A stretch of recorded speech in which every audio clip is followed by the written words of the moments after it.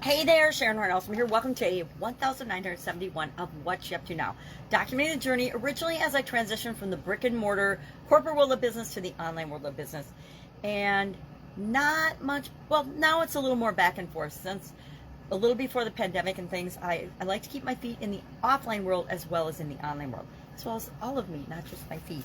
So today, leave a lasting memory was our idiom for Supersize Your Business. And we talked about the 5 people that are considered to have left the biggest legacy, positive.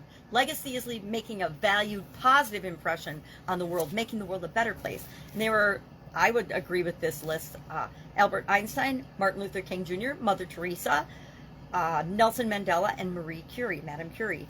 So great list, but it also reminds us and reminded me that it's more important to set a good example, be yourself and set example and make the world a better place than it is about the money and the financial legacy that you leave. Financially, we can leave a legacy and impact some people, but these people literally impacted billions, hundreds of millions, or billions of people, and we still celebrate them today and the things that they've done today. That's the kind of legacy I want to leave. I mean, I don't know if I'm working on that or not. Just thought about it today when I saw this incredible list. But I do want to make the world a better place. I do want to leave a positive impact on the world. I do want to positively impact the people I interact with on a regular basis and beyond, right? We all want to leave something of us behind, and that should drive some of our decisions. We shouldn't be so reactive in the moment or volatile, because we are human and we do that, but we have to remember that there's consequences and ramifications to how we interact with people, how we communicate, how we do everything that we do.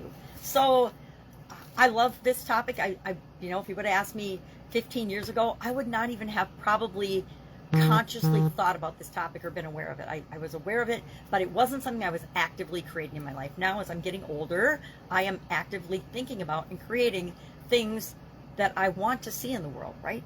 And that's pretty fun. And I've learned that following my sudden cardiac arrest, the most important thing that we can do is be ourselves. Do the things and create the things that feel right to us, because that sets the example for other people and gives them permission to be themselves and do the same.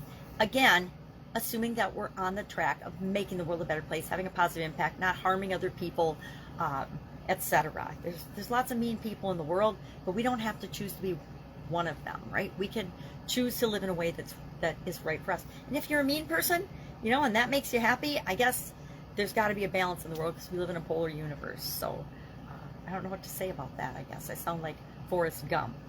Our topic for today was the 8th key indicator for financial goals, and it is retirement planning and legacy. So we talked about legacy and what we want to leave in the world, as well as, you know, have we thought about, and are we creating the legacy that we want to leave behind us? Are we creating the impression, setting the example, making the world, impacting the world the way we want to impact the world? Because we all have a different idea of how we want to impact the world, whether we've consciously thought about it or not. This is our invitation to consciously think about it. And then we talked about retirement planning. I talked about retirement. The vast majority of people, sad but true, will never retire, or will not retire comfortably, for a lot of reasons and excuses. But bottom line is, if we don't plan for our retirement, if we don't plan to retire, we probably never will. It's kind of like a goal, right? A lot of people want to retire when they're 50. I thought I'd retire when I was 50, but instead I had a sudden cardiac arrest, almost died, and not here talking to you today, but that didn't happen. So I changed my plans at what was really going to happen when I was 50. And there's a lot of reasons, everything, I believe, don't always understand it at the time, that everything that happens to us, the good, the bad, the ugly, it all is for us and for a reason. Even though some of the bad things that happen don't feel like it at the time, usually, truth will out, good things, lessons, at least the lessons learned, move us forward in our life. So that's it for today. Any questions, hit me up. I got a big project this weekend. If I can help you anyway, ask. Otherwise, I'll of course be with you tomorrow. Have an amazing day.